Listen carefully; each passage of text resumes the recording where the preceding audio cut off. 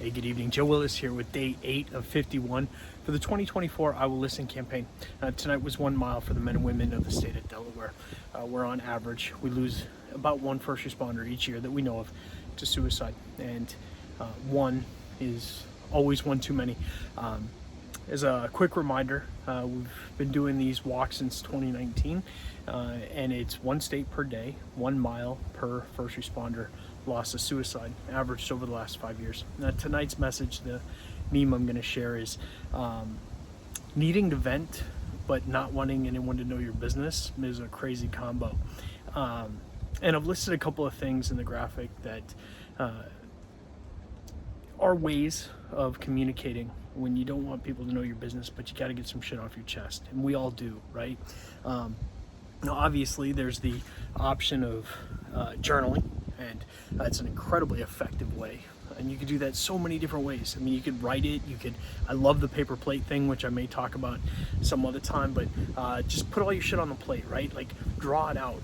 Get a paper plate and a magic marker and just draw, right? And put it, or write. Just put it all on there. You got a lot on your plate? Show us. The other thing that I like, which actually kind of falls into the paper plate space, is be creative, right? Doodle, draw.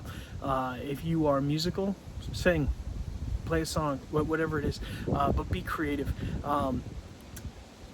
The other option that exists is you can talk to a friend, because even though we think we're going to burden people with our stuff, the reality is most of our friends, most of the people who care about us, will celebrate and appreciate our authenticity, our courage to connect with them. And quite frankly, they got stuff to get off their chest too, and when we open up to them, they're likely to open up to us. But I get it.